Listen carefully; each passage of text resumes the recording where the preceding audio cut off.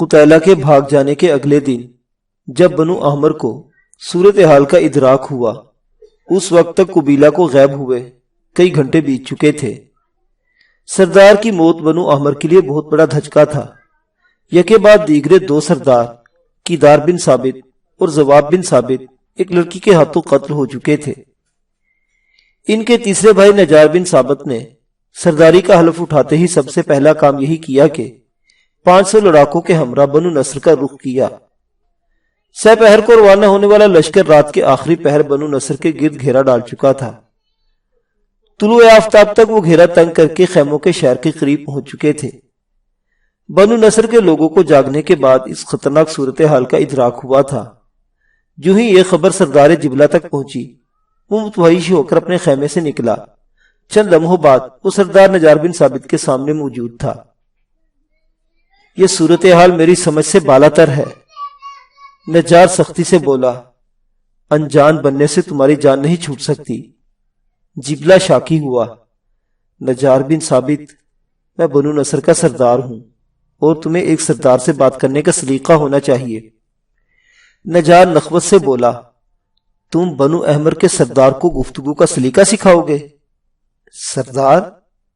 جبلہ کے لہجے میں حیرت تھی۔ میرے علم میں تو بنو احمر کا سردار زواب بن ثابت ہے۔ نجار اطمینان بھرے لہجے میں بولا، انہیں قتیلہ بنت جبلہ نے سوتے میں قتل کر دیا ہے۔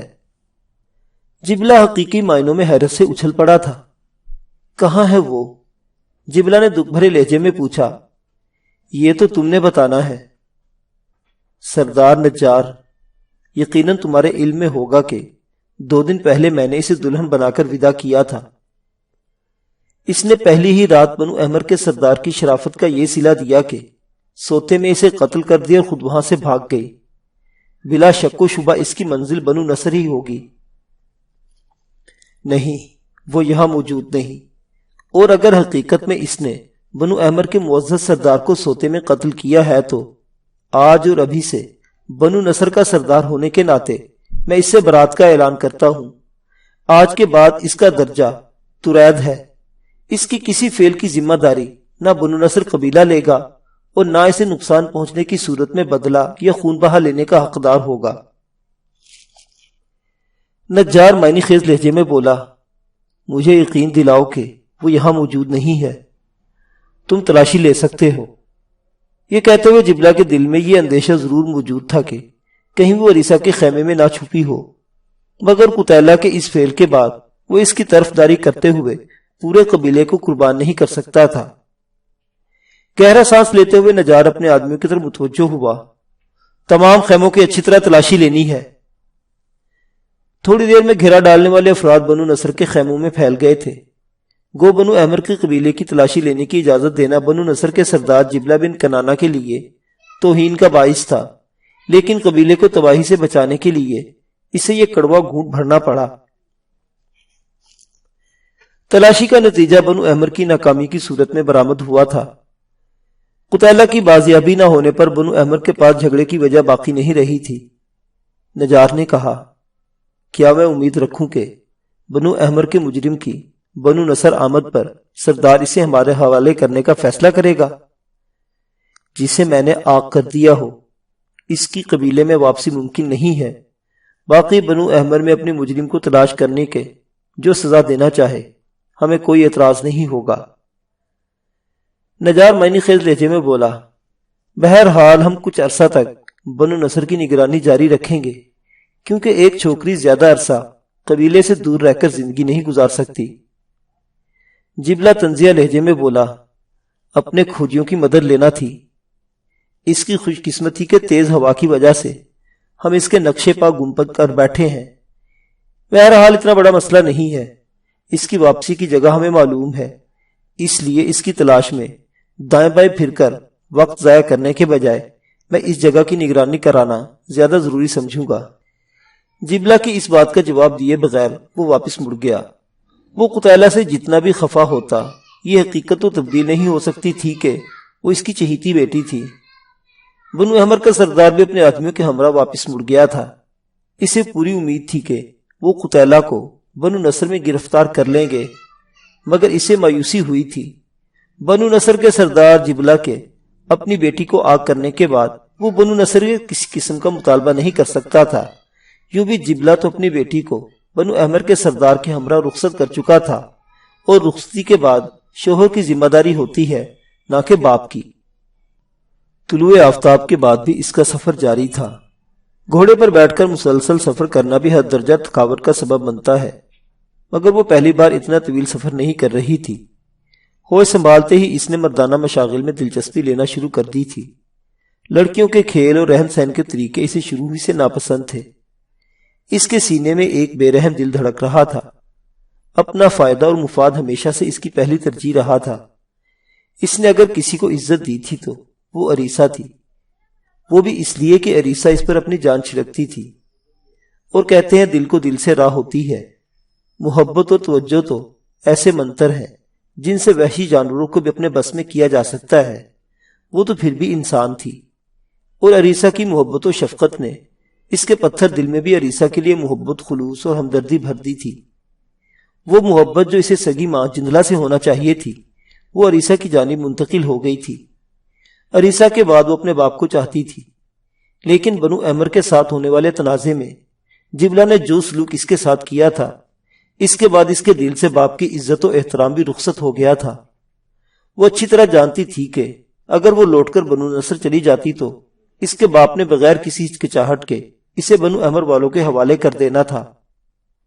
جب پہلی مرتبہ وہ قبیلے اور اپنے بیٹوں کی خاطر اس کی بلی چلا سکتا تھا تو دوسری مرتبہ ایسا کرنے میں اسے کوئی امر مانے نہیں ہونا تھا۔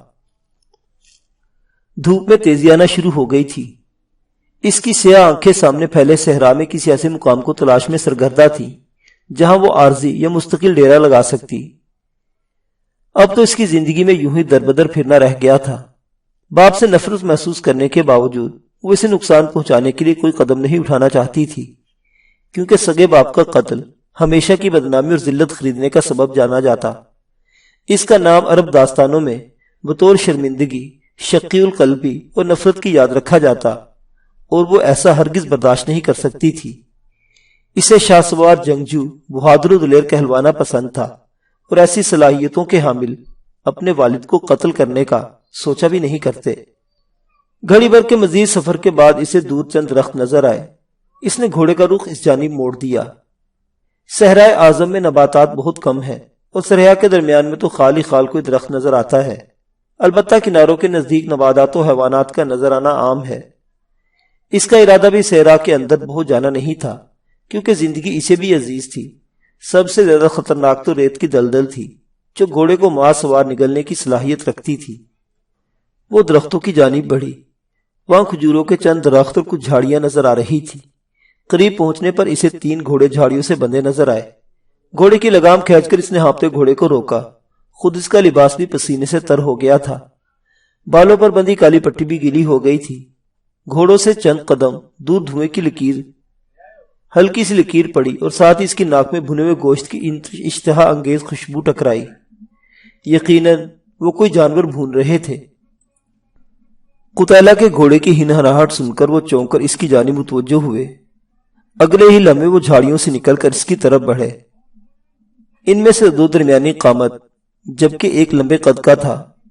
تینوں کی عمریں 30 سے 35 برس کے درمیان تھی۔ قتیلہ کو گہری نظروں سے گھورتے ہوئے وہ چند قدم کے فاصلے پر آ کر رک گئے۔ اس کے ساتھ ہی ان کی نگاہیں قتیلہ کے آنے کی سمت میں دور تک کھوج رہی تھیں۔ وہ اسے اکیلا نہیں سمجھ رہے تھے۔ بولنے میں پہل قتیلہ نے کی تھی۔ ان کی کھوجتی نگاہوں اور خوفزدہ چہروں کو دیکھتے ہوئے وہ تسلی آمیز لہجے میں بولی، قتیلہ اکیلی ہے۔ بلند قامت والا اطمینان بھرا سانس لیتا ہوا معنی خیز لہجے میں بولا، اور ہم 3 ہیں۔ لگتا ہے ہماری دوستی دشمنی میں تبدیل ہونے والی ہے۔ مطلب قتیلہ کے حصول کے لیے ہم تینوں میں لڑائی ہو جائے گی۔ قتیلہ کے ہونٹوں پر بے رحم مسکراہٹ ابھری۔ قتیلہ ایسا موقع نہیں آنے دے گی۔ بس یہ طے کر لینا کہ کم از کم ایک باقی ضرور بچے جو دوسرے کو دفنا سکے۔ بلند قامت نے استہزائی قہقہ لگاتے ہوئے پھپتی کسی۔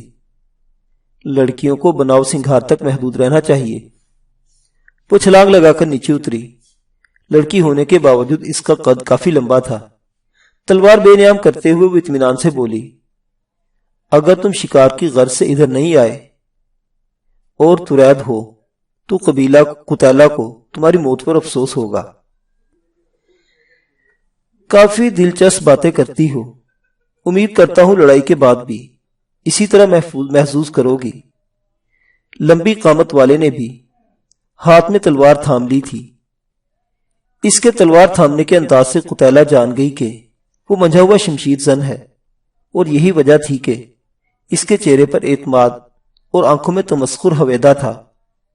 باقی دونوں بے پرواہی سے کھڑے انہیں دیکھنے لگے، یوں جیسے انہیں اپنے ساتھی کی جیت پر مکمل یقین ہو۔